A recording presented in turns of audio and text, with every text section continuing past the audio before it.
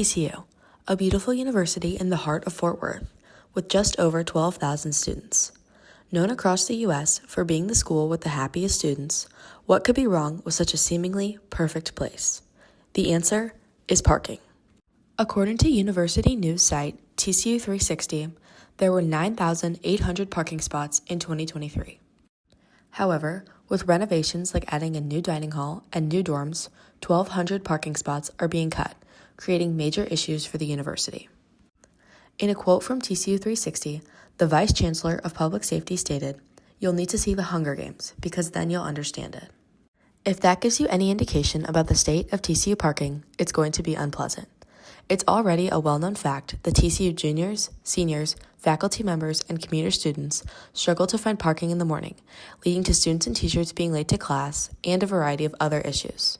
Today, we are going to expose the wide variety of problems created by the lack of parking on TCU's seemingly idyllic campus. We will discuss the current state of parking at TCU, why students should be allowed to have a car on campus, and how students feel about the state of parking at TCU. The parking issue at TCU is more than a minor inconvenience. Its growing enrollment hasn't been matched by parking expansion, which affects students, staff, and faculty. Here's Professor Michelle Gagne on the issue. What type of parking pass do you have, and what areas are you allowed to park in? I have a faculty staff parking pass as an adjunct professor. Since we get paid very little money, the chancellor's office actually pays for my parking permit. So I do not even know how much it costs, and I park in the same lot any faculty staff commuter parks in. Some faculty and staff can purchase a more expensive Tier 1 or Tier 2 parking, and those are more exclusive lots, and students do not park in those lots. And I do not know how much that costs. Next question. How would you describe your typical parking experience on campus, and have you ever had trouble finding a spot? So it gets worse every semester, and it depends. When I teach early in the morning, no problem, right? Before 9 o'clock, not really a problem finding a parking space. This semester, coming in at 12:30, it's been very hard. So I actually am not parking on campus. I found a place just behind the Secret Swivel building off Sandage that is an old building that is no longer occupied.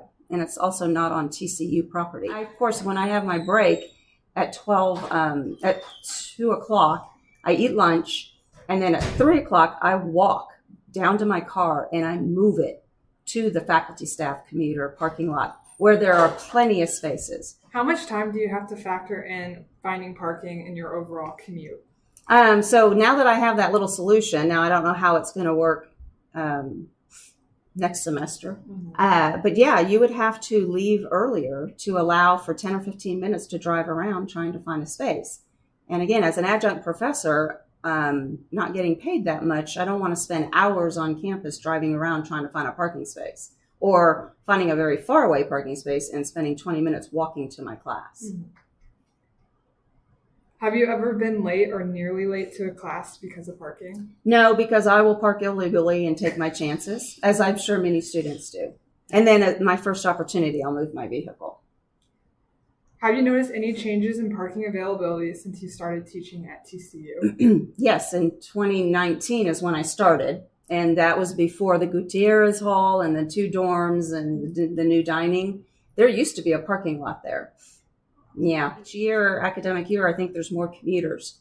I think more people and possibly more faculty and staff. So the head count's going up, the parking spaces are going down. Yes. Do you think parking infrastructure has kept pace with student and faculty growth? No. And when we saw them starting to build the 2 dorms and the cafeteria, and they took our parking lot away, we were like, where are all these people going to park? Yes. It's a traffic nightmare. So that's where we're at.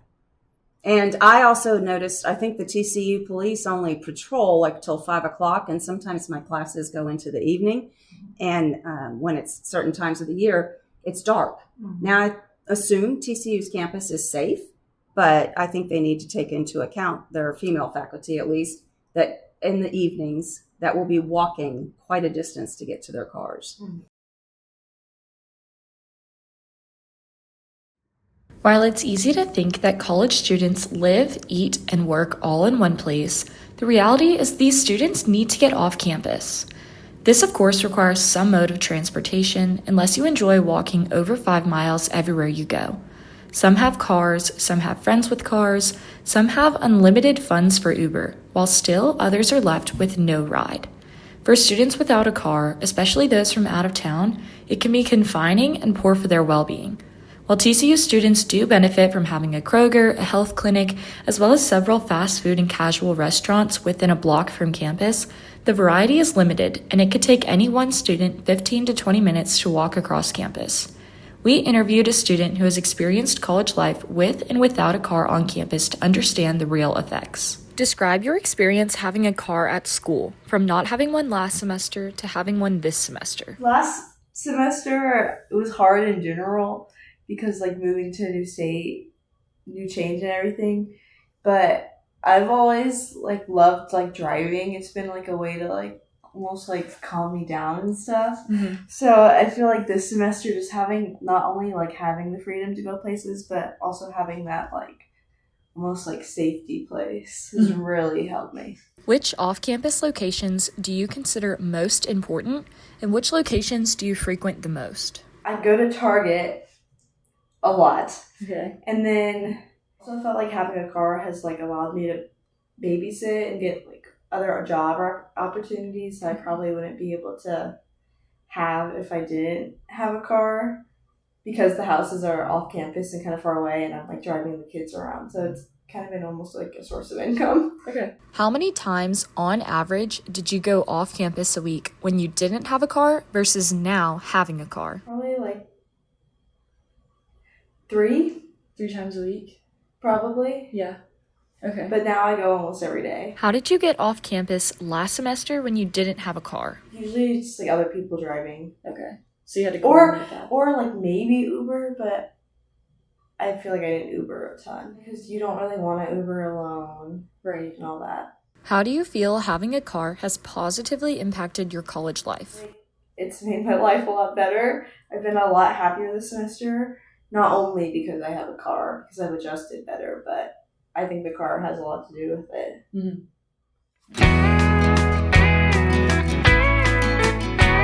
What are your thoughts on the price of a TCU parking pass? I feel like TCU parking passes are relatively low compared to other schools. I'm a first-year student at Virginia Tech, and I brought my car. The price for a parking pass is $550 for a full year. I am a freshman at the University of South Carolina, and I pay $400 per semester to park my car in a parking garage, and I'm always able to find a spot. For TCU students to bring their car in the fall, a parking pass is only $75. While it's comparably cheaper to other universities such as Virginia Tech or South Carolina, the affordability is not the issue, but the availability is. At TCU, students of any year are allowed to bring their car, whereas at some other universities like Tampa and Ohio State, there are rules that prohibit this. Since TCU markets itself as a student-friendly campus, removing freshman parking privileges would be a step backwards and potentially harm student satisfaction.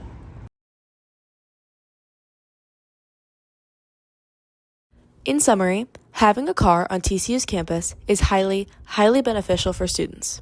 And as we've seen, it's looking like this is going to be a thing of the past. According to TCU 360, the loss in parking means most incoming first-year students won't be allowed to bring cars to campus. So, while it's wonderful that TCU's parking passes are cheap in comparison to other universities, it won't even matter if students are not allowed to bring a car in the first place. As TCU moves forward with new developments and changing priorities, student voices need to be part of the conversation.